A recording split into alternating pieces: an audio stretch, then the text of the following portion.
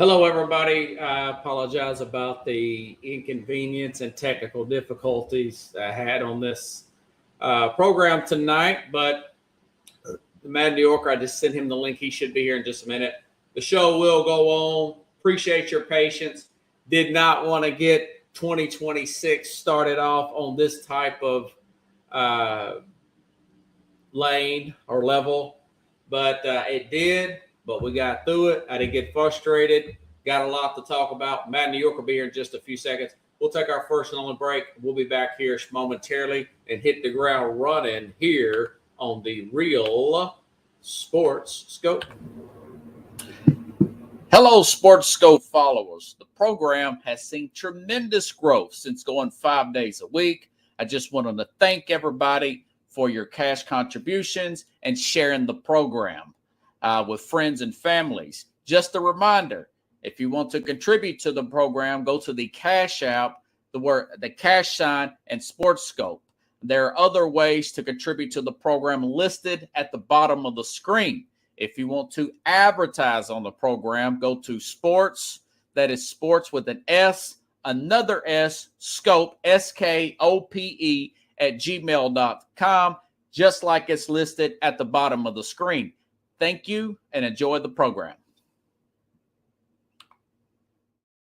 All righty, then I'm back here live, still waiting on the Mad New Yorker. He's got to get my link here and come back on. I had to do a lot of stuff. It's life in the big city here of interneting and live streaming and everything. Okay, but while he's coming in, I said this back when we did the college football show, by the way. We are looking, folks, to have the Big Ten and Rich guys back on the program on January the 14th. That is a Wednesday, 8 p.m. Eastern, 7 p.m. Central.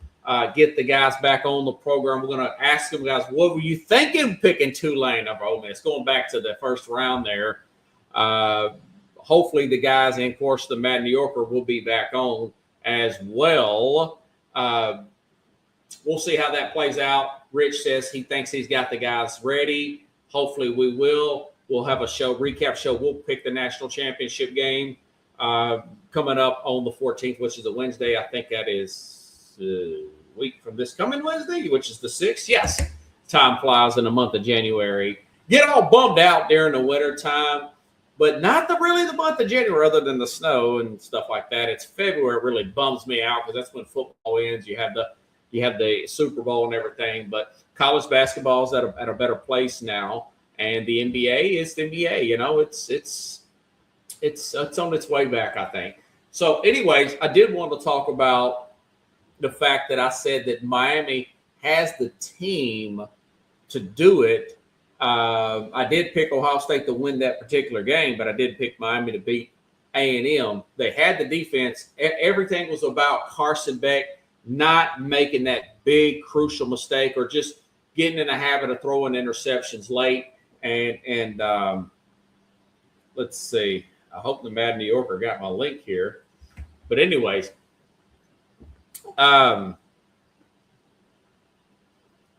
but that didn't happen. That didn't happen last night. You know, I went back and watched the game. I was doing Uber all night, kind of get into like 4:30 in the morning. Appreciate everybody for all your tips and everything. But anyways, back to last night's game. Defense totally dominated. My thing about Julian Sayin, the quarterback there for Ohio State, is he hasn't really been challenged in an airtight game. The 2 times he has been challenged, he has failed those challenges in 0-2. And that was my whole knock on Ohio State, unlike the masses here. Let's have the Mad New Yorker here. Apologize, man. There's some streaming issues here, and my face wouldn't come up. I just couldn't get any sound, so I had to do some things and get squared away. Got you a new link in here. We'll try to summarize the show a little bit. I was just talking about these college football games, playoff games. Let's go back to last night. I was telling the audience about Julian saying not really being challenged defensively all regular season, rather than the Indiana game, and of course last night against Miami. And Carson Beck didn't make the big mistake that he's made in the past. He didn't have the big interceptions. What's your thoughts about that game, or your take? That game was back and forth for the first 3 quarters, and then Miami just let the horses run.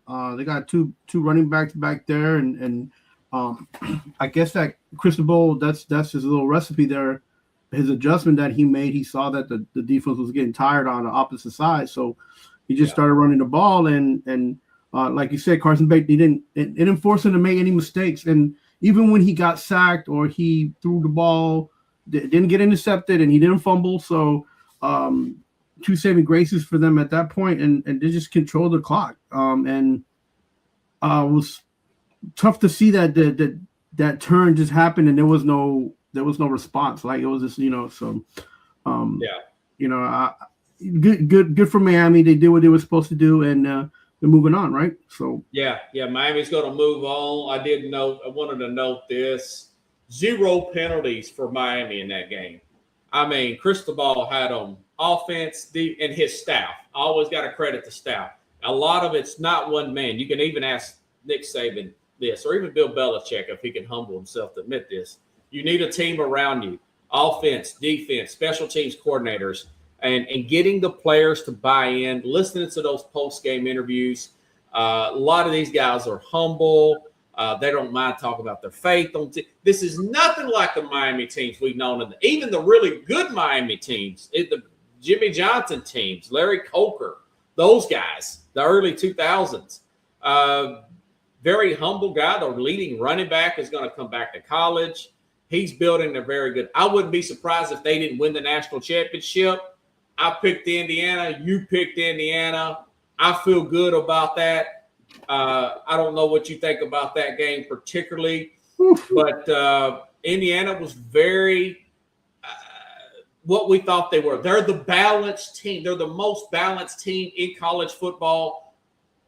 Alabama, we've been talking about this for 3-4 weeks now. They cannot run the ball. They have no balance there. They end up there's conflicting reports that Ty Simpson hurt his back in that game, and then other online reports are saying Ty Simpson was benched that game. I want to say Keelan DeBoer, hey, listen, you get benched too if you have no running game. You have to have some running game there. And I know Nick Saban doesn't want to say this publicly, but they don't have a running game. They're like 120-something in the country running the football. Alabama, the team that Derrick Henry recently played for less than 10 years ago. I mean, come on, man. What's your thoughts about that game and how well Indiana's playing?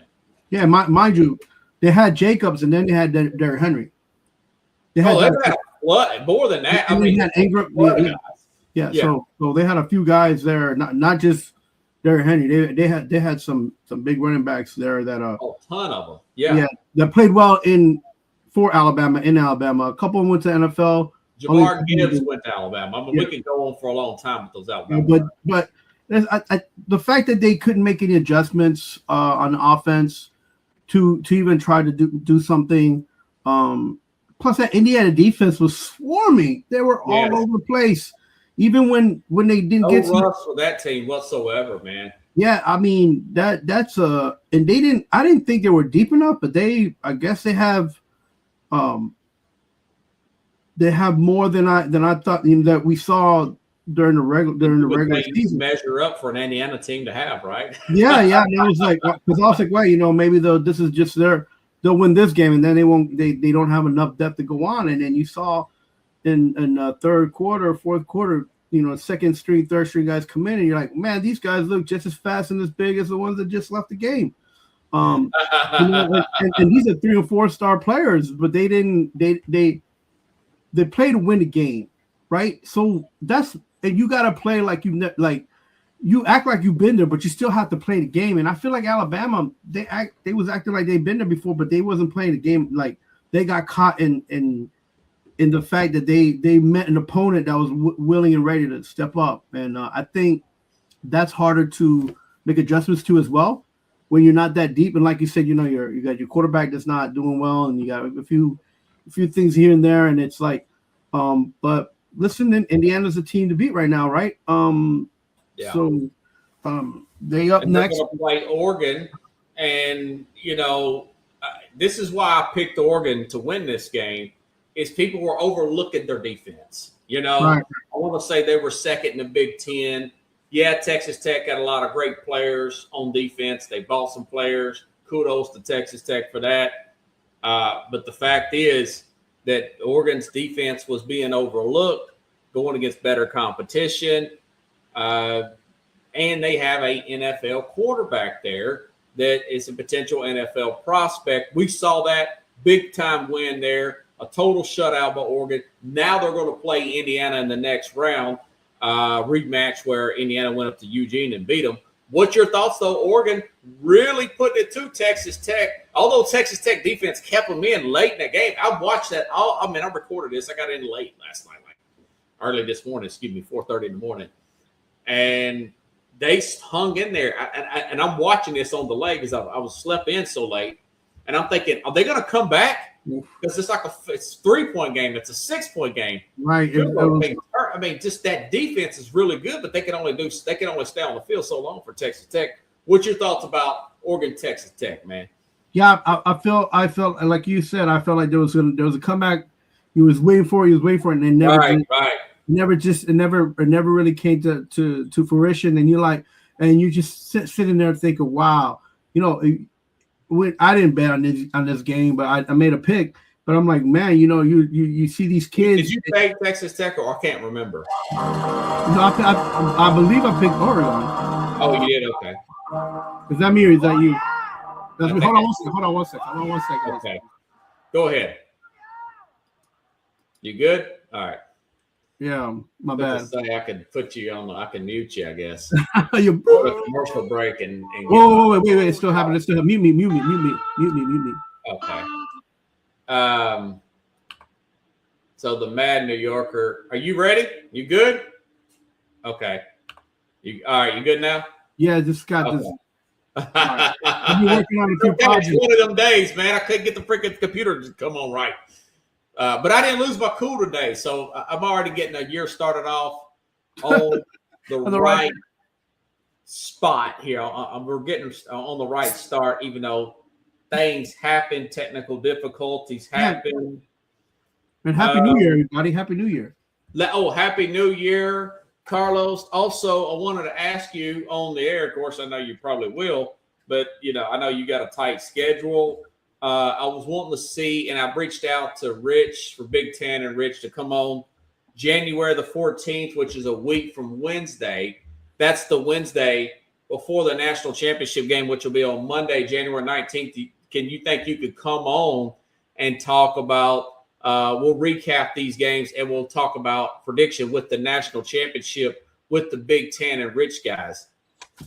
Yeah, I'll try to be on there. I'll confirm. I'm gonna be okay. I'm heading to Toronto that weekend, but I'll be all right. I should be. Yeah, cool. That's on a Wednesday. Yeah, awesome, man. Awesome. Yeah, you doing for another Pokemon tournament? Yes, sir. Toronto will be in. Keep me updated. Keep the show updated. That's interesting. Right in the middle of wintertime. Hope you don't get snowed in. Oh, God, why would you say that? Ooh, that's cold, brother. Man, it's gonna be cold. Yeah. Okay. And I told the audience that before you got on. So I won't forget. But Rich says that Big is going to come, but Kenny's got to come. I hope Kenny didn't take offense to the fact that I didn't get him the link last time. I want to get Kenny the link, and also want to get his take on LSU's Lane Kiffin. There was a story out of the New York Post that his daughter streamed him taking home a handbasket from the grocery store. You know those little baskets you put your stuff in the grocery store?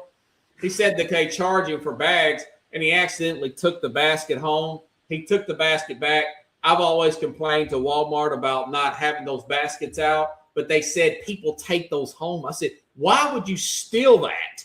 You know you shouldn't steal the plastic handbasket. And now I know why millionaire Lane Kiffin, he's got $1 million+ contract, takes that home. What do you think about something like that, man? Look, I live in New York, and they take carts from these stores. I'm just like, what? Well, Yeah, people who think, steals stuff? I mean, you really got to be a low life person to do something. but like, and the worst part is that they charge these companies like Home Depot, where I used to work, and then like Walmart and Target. These carts are about $175 to $200 each. So these people just, they bang up these carts in the parking lot. They don't think nothing of it, but they don't understand the cost that it costs these stores. What they have to pay Can for. You believe he took that home? And now he took it back, of Knucklehead. course, probably because he got caught. She made him take it down.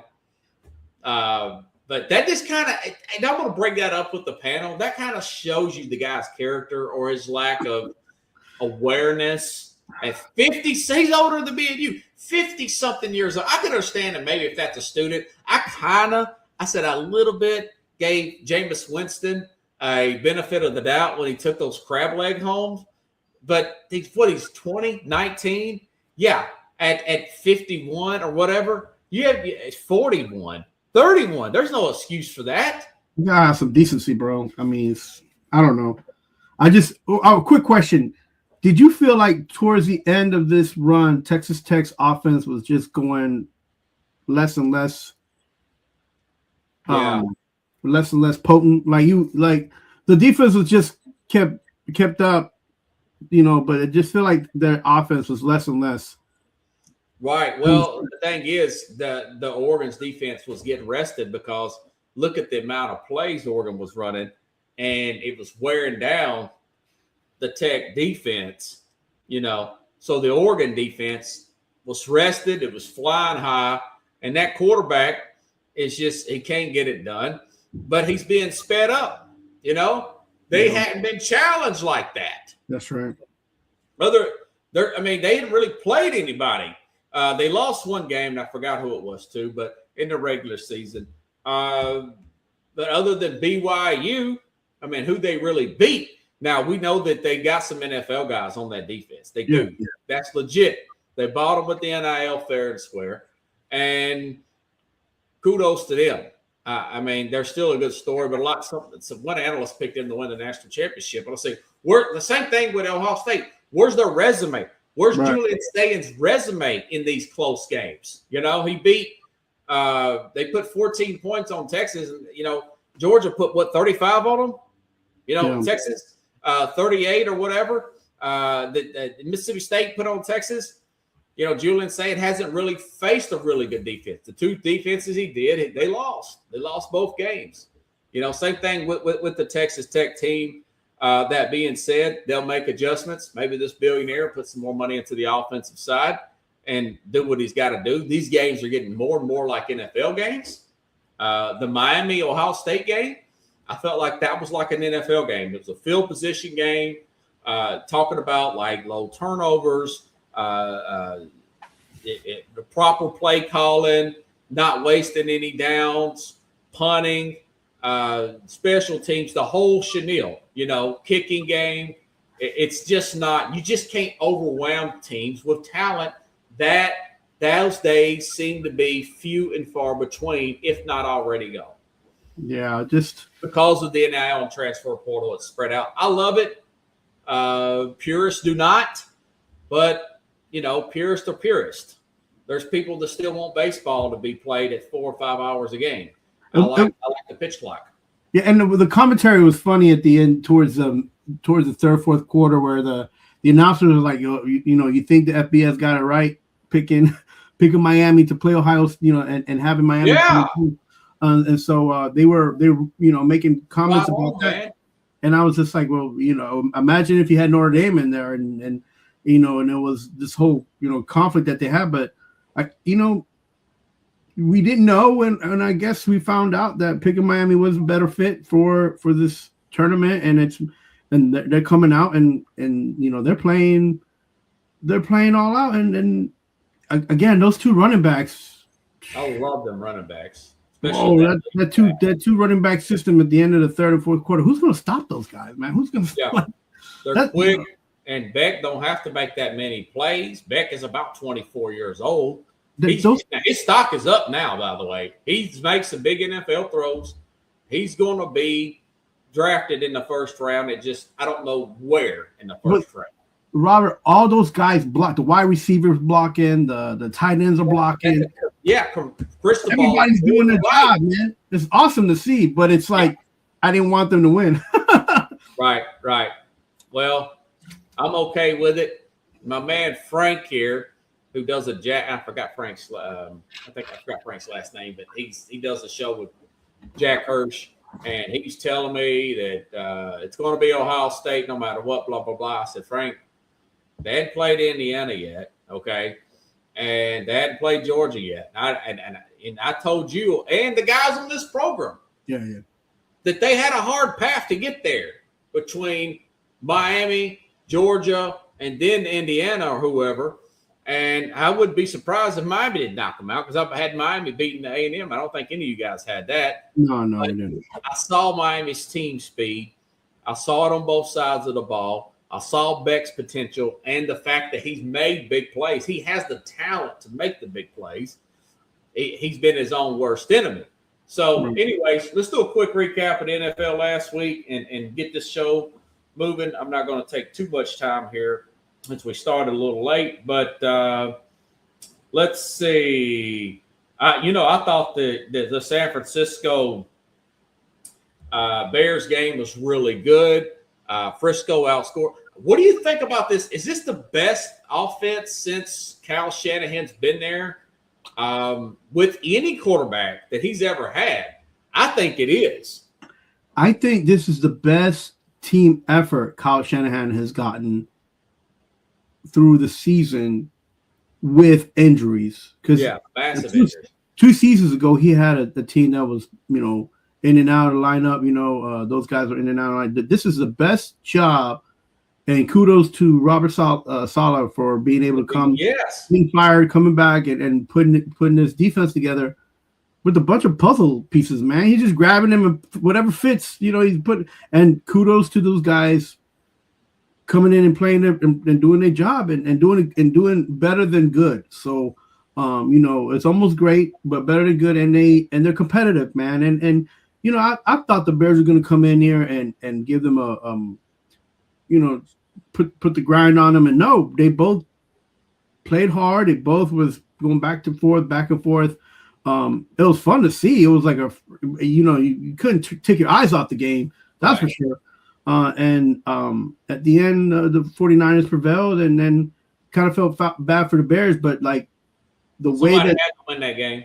Yeah. And the way they played out, it felt like the 49ers had a little bit more of an edge. Yeah. Purdy was on fire. What's his name was running the ball. McCaffrey was catching and running the ball. So everything worked out for the 49ers more than it did for the Bears. And it was a good game, though. It was a really good game to watch. Very good game, high-scoring game. Philadelphia, Buffalo. We both picked Buffalo. I think if Buffalo kicks the extra point, goes in overtime, they probably beat the Eagles. The Eagles just hardly did anything in the second. They were hanging on by threads offensively in the second half of that game. I like the call to go for 2, get it over with. By the way, Sean McDermott, if you're listening, and I'm just a freaking another guy on a microphone, but any kind of common sense would tell you, I know he's going to rest Josh Allen. He didn't practice this today either.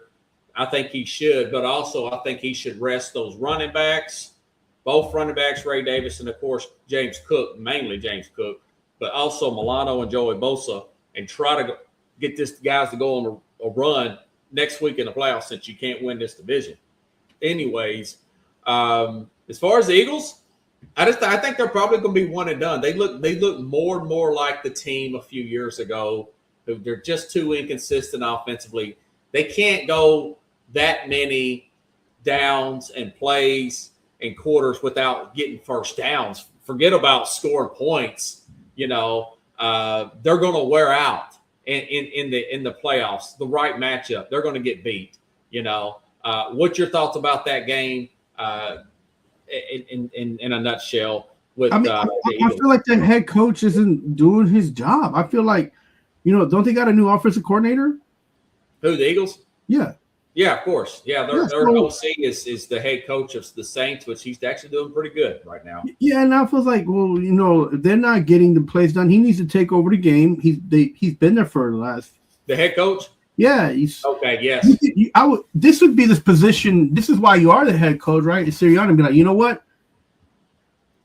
The guys ain't getting it done. I'm gonna step up and I'm gonna make the calls, and this is what we're gonna run, and this is how we're gonna be. Because we keep talking about this. They have the talent, they have everything going on their way, and the only thing that the scheme's not working out what they're trying to do. You're not running the ball well, and you got Barkley back there. You're not getting the ball in the air, and you got two of the best wide receivers in the NFL. Like, so, like something's not clicking. But if you're the head coach, this is the time where you're like, okay, that's it. Let's put this to bed, and I'm making the plays. I'm calling this stuff, and the defense ride or die. Let's go. That defense is holding them in. They got a championship defense. Yeah, I mean, that's all I'm saying. I mean, you would think that this would be the week where you say, okay, that's it. We're gonna make it. We're gonna be in the playoffs, and this is what we're gonna do. And just that's your position. Right. That's what your position entails for you to do, right? Like, I don't know. Can you stand for a second, Chief? Let me grab my water real quick. I got so much commotion going on with the computer. I didn't be able to grab my water. Do a quick commercial break. We'll be right back. Let's have a little remembrance of Mac McGrath here.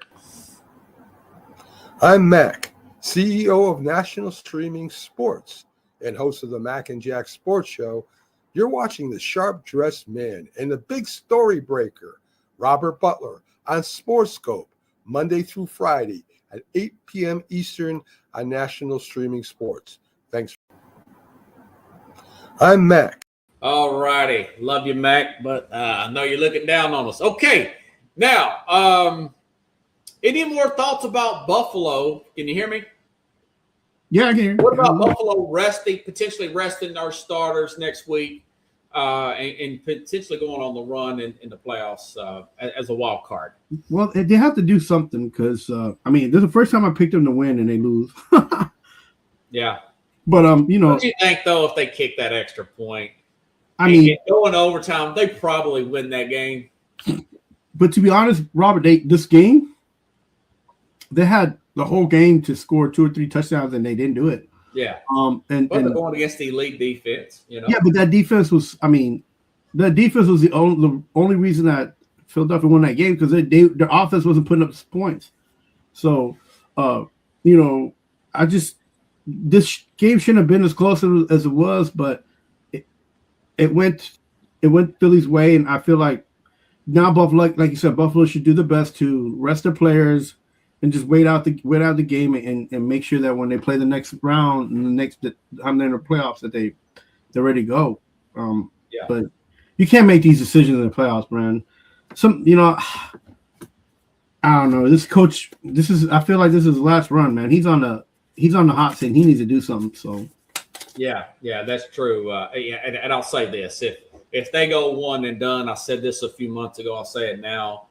If I'm Buffalo, I make an aggressive run at Bill Belichick down in Carolina. I know he hired Bobby Petrino, and it looks like he wants to stay there. I make him a big offer he can't refuse.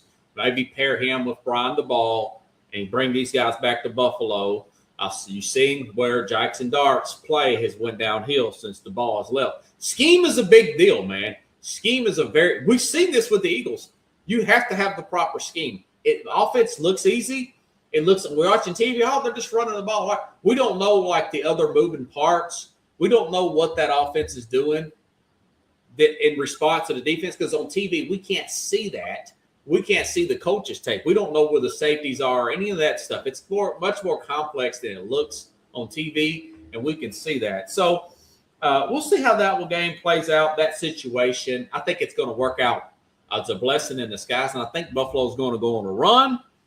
But I don't have 100% faith in that because I don't have 100% faith in McDermott as the head coach there. Let's see, abbreviated. You did pick Baltimore and Green. Okay, we will talk about that. I was going to change my pick, but I didn't because I knew that Jordan Love was not going to play before the game. They put what's his face in there. at what's his name? What's that guy's name? From the Titans. Yeah. What's the guy's name, man? Oh my goodness, Packers quarterback here. I can't remember his name. The Liberty Malik kid. Willis there. Malik Willis, yeah. Put Wick Willis in there. That being said, the Packers had already clinched when Detroit lost Sunday, and they totally melted in defensively. And Harbaugh did what I thought he was going to do. Just give Derrick Henry the ball. 36 carries in that game. Ran the ball well. And Huntley did well. I thought Huntley would do pretty well. He wouldn't make the big mistake. Started to change all that and didn't get around to doing it. So you got that edge there. I'm up 4 games. I don't know if you want to play these 4 games into the playoffs or start over in the playoffs like we did last year. We can do that. Or we can play it out. I don't know whichever one you want to do, but I only gave you 3 games because there's only 3 real big games on the really 4, but I said the Titans technically, but I think Jacksonville kill them. I think they will. What's your thoughts about Packers, Ravens game there? I mean, like I keep saying it. Like this guy's so passive, man. The coach, he finally got a defensive coordinator. All the players, don't it? Yeah, he finally got a defensive coordinator, but then they lose a major pickup from Dallas. And so that hurts them a little bit. And then again, everybody likes Love, man. I don't, and now he's not playing, and Malik Willis is in there, and it's like he didn't do too bad, but that offense is missing. You run Josh Jacobs, that's all you do, that's all you should do, and they try to get a little bit. They try to get Malik because he has an arm. It just wasn't enough, and that defense for Baltimore is a little bit tougher to play against. So I don't feel like the Packers had that much opportunity to win this game. Anyways, and that's the major reason why I picked Baltimore to win. And they're more desperate, man. They got no chance of being in the playoff unless people lose around them. So they have to win the games, and everybody has to lose. So right now it comes down to them playing this week. Any thoughts on Seattle, Carolina? I thought that game was closer than the box score. Sam Darnold, no touchdowns in that game. Basically, the defense in the running game took care of it. Seattle comes across country. We called it. They did get the win there. Carolina's still in it, though. We'll talk about that game. That's a huge game coming on Saturday. And Seattle looks like the brakes are starting to fall their way. Young defense starting to come into its own. Darnold not screwing things up. They've got the running game. I don't know if they're going to get to the Super Bowl, but they do look like they're in prime position. What's your thoughts about that game? Carolina, Seattle last week, man. Yeah, listen, that defense did their job. They went in there. They stopped that running game in Carolina. Didn't give them any opportunities to make any big breaks. I, like you said, hope that there will be a little bit more offense and more from Darnold, but he didn't make any big mistakes, huge mistakes, and they stayed in there and they were competitive. And listen, this Seattle team is not a team that you want to play in the playoffs. And remember, I talked about them for the last 2 seasons, and I was hoping when are they going to come through? When are they going to come through? Now this is the year they're hitting on all cylinders, and it's good. It's good to see that young defense is getting their recognition, and it's good to see that they found somebody in the offensive side to balance them out. It's good to see that this kid is growing. I didn't feel like he had that much potential Darnold as a Jet. When the Jets picked him up, I was like, oh, he's young. That's his biggest potential. But I like that now his arm is he can throw the ball. He's being smarter with the ball, not just trying to, and he throws it away instead of just, and he runs, and he's running when he needs to run. So all those things are starting to come in and go his way, and he looks more like a solid quarterback. And that's good for Seattle, because Seattle's been, for the last 3 years, they've been, kind of just trying to get into that playoff run, and now they're in. And so it's, if you're on a team in the NFC, you better be scared that Seattle team you don't want. Yeah, last 2 years he's been on 13 win teams. Having a shot at the 1 seed. Right. Seattle made the right move. They got rid of Geno Smith. That coach looked and said, "Okay, that's going to get me fired." that guy, right? Nothing personal, but his play is going to get me fired. We have to take a chance. Let's go after this Sam Darnold guy. We know he faltered a little bit at the end.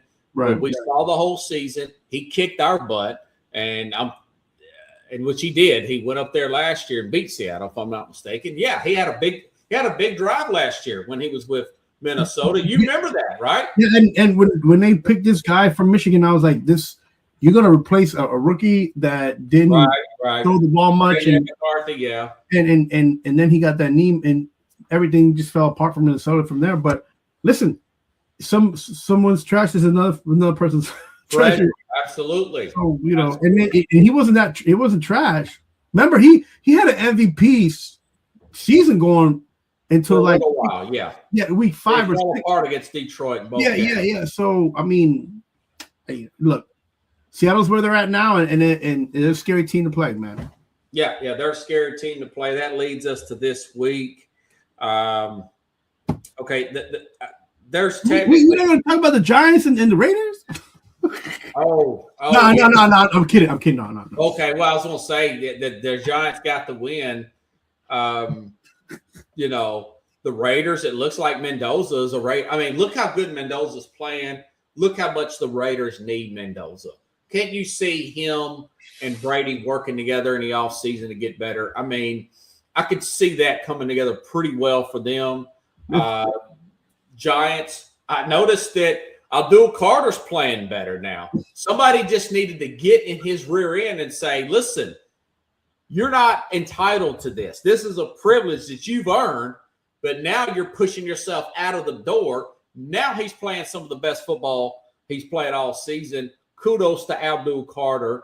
It was kind of the bottom feeders bowl. It did get a lot of buzz, that game. Do you have any comments on that game per se? That the Giants, they played hard, they won. If I'm Jackson Dart, I'm playing hard because, hey, that could potentially be my replacement in Mendoza. Yeah, I think the biggest drawback is the fan base wanting that number 1 pick. Yes. And then the thing is that the Raiders get the 1 pick. The last time they picked number 1 was this week, maybe. This guy from LSU, Russell. Jamarcus Russell, that was their last number 1 pick. So, I don't know where they stand, where Tom Brady stands in this, but there could be a trade too because Max Crosby, he got benched. Yeah. And I feel for him because he needs to be on a team that's on the up, and there's too much drama to try to get through right now to go over. But I will say this. The Giants don't know whether they should win or lose, and even at that point, stating that is the reason why someone like Sean and that ownership need to just get all that fixed to start over again. Yeah. Hopefully they get the right coach there and get things squared away. I still believe in, like you said, building around. If you still be able to try. Listen, if Moore plays well and he barely loses in this next game and he comes out, he should not come out. That Dante Moore, the quarterback for Oregon. But if he does come out, somebody underneath the Giants, if the Giants keep the 2 pick, they might want to trade up and you could still get some picks there. So that could work out. I've said that about the Tennessee people, the Titans there. So we'll see how that thing plays out. Either way, if you can't trade it down, you take the best available player. They got all kinds of needs offensively. They could use a Caleb Downs, but I don't know if I want to take a safety at number 2. Would you take that? You're supposed to take the best available player. That's one of the biggest needs. This is why when you're in the follow that though, when you're in the first round and you see some of these teams do what they do, you're like, you take the best available player, but these teams sometimes they have contract situations and players that they can't move, or situations that that they're trying to find the best player for available, and it don't work like that, man. Because what happens is you don't know what these kids are going to do and become, right? And so it's just a tricky situation, man. It's not easy. Yeah. It's fun for us as fans. but it ain't easy. Shop the heck out of that pick, even at 2, even if Moore does not come out. What if Beck wins a national championship? Then his stock goes way up. And Robert, remember when Baker came out? Remember that whole draft ended up flipping upside down because Baker, Baker was like, okay, he might go second or third, but he ended up going first, and everybody's like, whoa, what's going on? Then there was a trade. He went over Josh Allen and Lamar Jackson. Yeah. So, things can happen, and just because they happen don't mean that it's the right thing. Change really quickly, and when the owners start to watch these big games, they start to push the management into doing certain things. Okay, done with that per se. Let's go on to this week. Oh, I didn't get your thoughts on Cal Winningham with the Michigan. I totally forgot that. My thoughts on that, it was a spur of the moment move. He's 66. He was essentially fired. I think he was fired at Utah. They got smoked this year. Been there 21 years. Things got a little stale there. He is a disciplinarian. Maybe he's just a temporary guy to kind of get things situated. And then 3 or 4 years, they go out. He retires, in air quotes, at 70. And they go out and do a full search and get the right coach, a younger guy. What's your thoughts about him taking that Michigan job? Almost forgot. And I also, to add to your point, I think also that he's going to try to bring in some coordinators that have potential being future coaches as well. That way, that way they're going to cover themselves in the sense that if something goes wrong, then he's got a staff there that has potential to have 1 or 2 guys that could be head coaches in the next 2 or 3 years. So I think that's the move that Michigan was doing to try to cover themselves if anything happens as well. But you're right. You're right. I don't think it's going to be more than 3 seasons for this guy, and maybe even the next year he'll bring in a different staff members and coaches that would have experience too. So because Michigan never lacks in being able to get the best available coaching, personnel. Especially since they're still somewhat fresh off that national championship. Right. So it come with a lot of baggage. That's putting it lightly. Saturday, man, we got some huge games in NFL on Saturday. 2 big behemoth type of games. First, it's Carolina, Tampa. Winner wins the division. You would think this would be an easy one. Hey, Tampa at home, no problem. They're going to win. Listen, Tampa lost to Miami last week. I know Tristan Wirfs was out. They've won without him before, though. Baker Mayfield, there's some thoughts that maybe he's injured and not letting nobody on to it. There's some other thoughts, and I think I'm with this, that they have hit on they went through, they're on the 3rd offensive coordinator in 3 years. The other 2, Dave Canales, who's now coaching the Carolina Panthers, and Liam Cohen, who's knocking it out of the park as of right now, with the Jacksonville Jaguars. Now he's on this guy, John Grizzard, which is just an awful, inconsistent offense. He's got Mike Evans back. They got Ibuka. They got Godwin. And they're still losing to teams like Miami. I think that Carolina's on the upswing and Tampa is downtrodden. This game's played in Tampa Saturday night.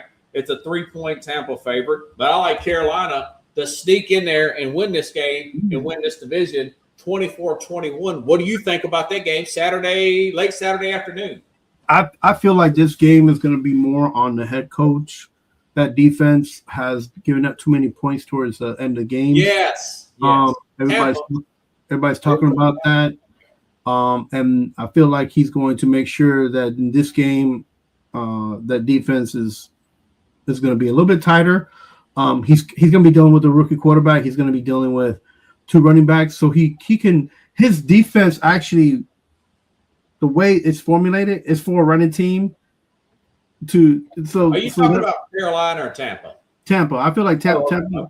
Okay. Coach, what's his name? Todd Bowles. Todd Bowles, yeah, former coach of the Jets. His team's formulated to stop the running game more than it is the wide receiver air game. So I feel like this plays into his hand, and he'll be able to manage his game better for his coaching staff for the Tampa Bay Bucks. So I feel that this game is going to be really close.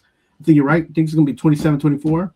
I like that point, and I think that Tampa Bay will win, and you're gonna get your like 3 points there. So okay. So you picked Tampa. Yeah. I picked Carolina. Did you want to continue our games going into the playoffs like this, or do you want to start over in the playoffs? No, we could keep it like this. Okay, so I'm up 4, and then I'd be up 3 if you win this one, because you picked Tampa. I picked Carolina, and the fact that I did pick Carolina, I'll probably lose because I don't think I picked them right all year. So it's been like that with a lot of teams: the Ravens, the Steelers with me, the Chargers. Okay, next game. The Bills, the Lions. Dude, Saturday night, this is going to be huge. And I love this. San Francisco at Seattle. This was my hardest game to really handicap, dude. Like we talked about earlier in the program, San Francisco's offense is just clicking. Brock Purdy playing at a very high level. Trent Williams went out early in that game. They still won the game, but the Bears' defense is shaky, man. And Trent Williams, not hamstring injury. That's a left tackle there. Not practiced all week. I do not think he's going to play in this game. Maybe, and I say maybe because he's limited. George Kittle comes back for San Francisco. This game is played in Santa Clara. San Francisco originally was favored 1.5. Now Seattle's favored 1.5. San Francisco did beat Seattle early in week 1. That was before Fred Warner, Nick Bosa, the first-round pick all went out. Just a ton of injuries there. Puerto Frisco defense, great job by the coaching staff.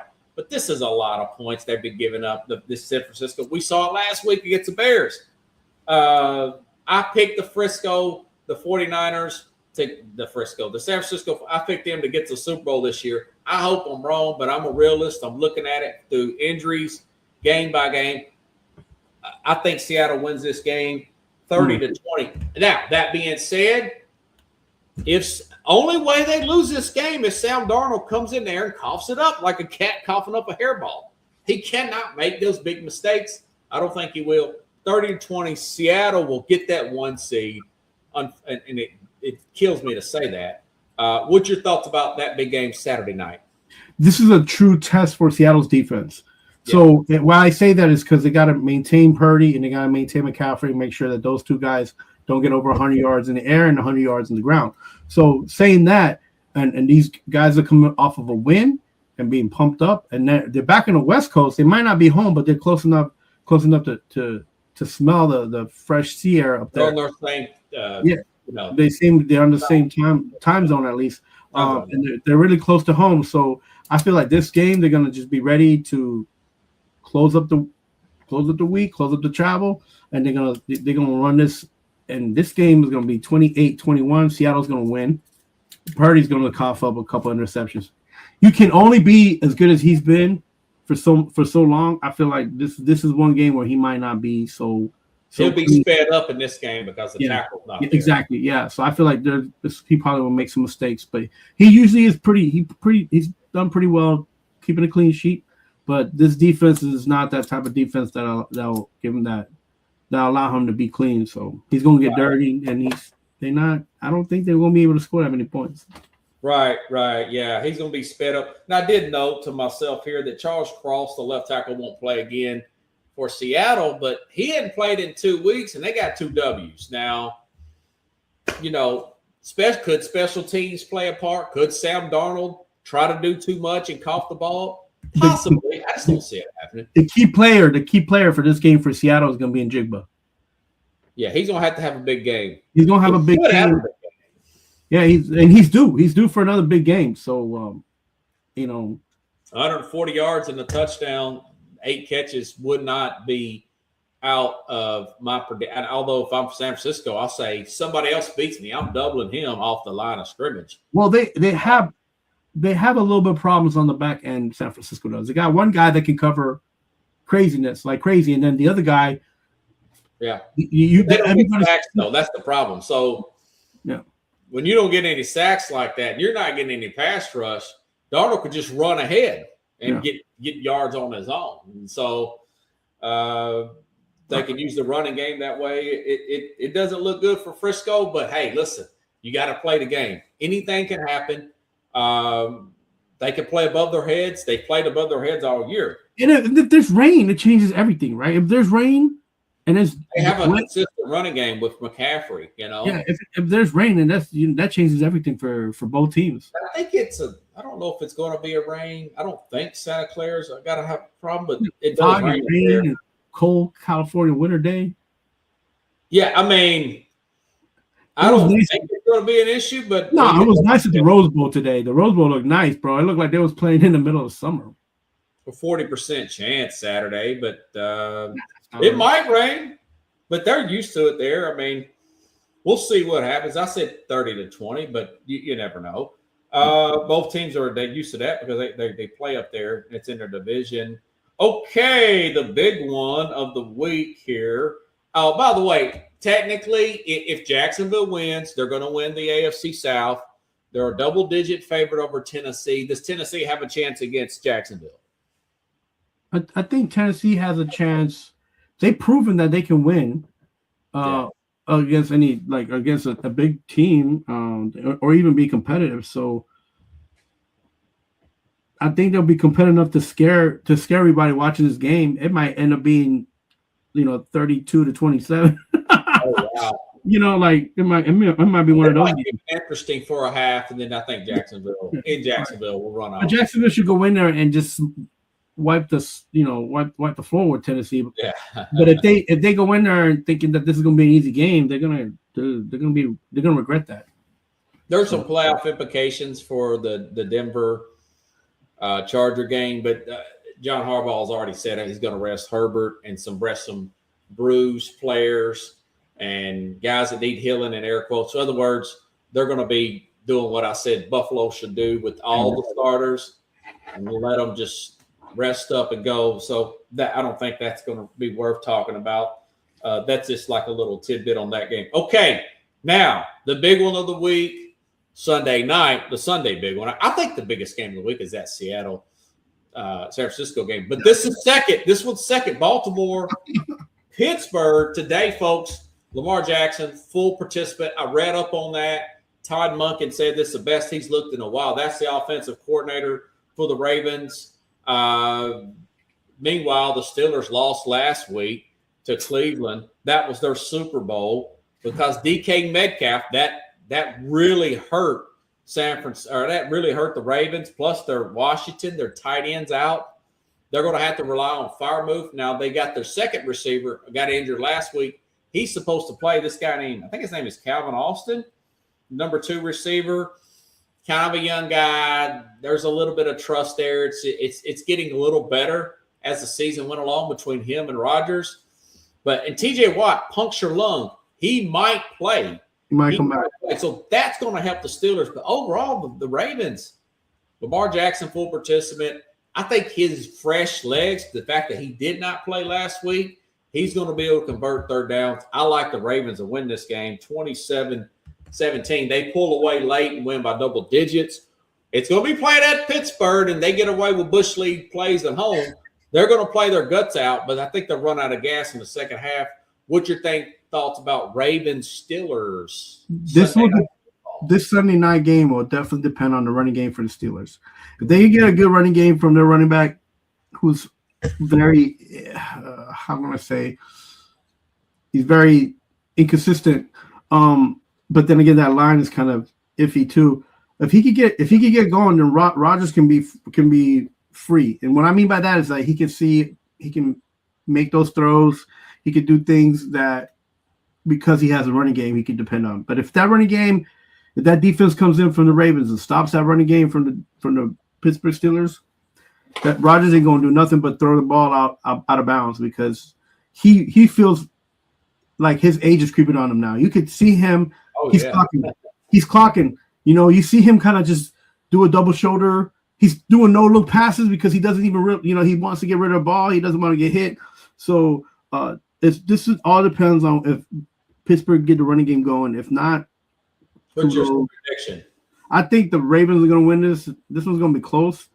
I think it's going to be low scoring, though, man. I think this is going to be like 17-12, man. 17-12 Ravens. I said 27-17. Ravens pull away late. I think Lamar's legs are those rested legs. He's going to be like a running back coming off. I would love to see the Ravens hit 27 plus on the Steelers, but if Waters back, man, Yeah, he might come back like a house of fire. yeah, He's got rested legs too, and his lungs are okay from being home the other day. So, anything else you need to plug real quick? We'll wrap up, man. It's a new year. I'm trying to get everything organized, man. It's been fun. I appreciate you having me on. I hope everybody had a great holiday season. Hope everybody looks forward to this new year, a new mindset, a new attitude, and go out there and just be happy and blessed, and just it's a new year, guys, and let's be nice and kind to each other, and let's be blessed. Let's be blessings. Also, hey man, we'll have to do a shout 2026, big things popping. Sports Scope going to take off, and Mad New Yorker is going to be a part of it. Appreciate it. All right, man. Thanks, buddy. Mad New Yorker. The 14th. I'm going to start on that show. All right. Yeah. Get back to me, guys. And, of course, I'll keep everybody updated on that as well. On January 14th, not Wednesday, but the following Wednesday, before the national championship, everybody. All right, everybody. I'll see you next week here, probably Wednesday, 8 p.m. Eastern, 7 p.m. Central, here on the Real Sports Scope. Thank you for all your patience. Have a good night, everybody. Enjoy the Georgia and Ole Miss game.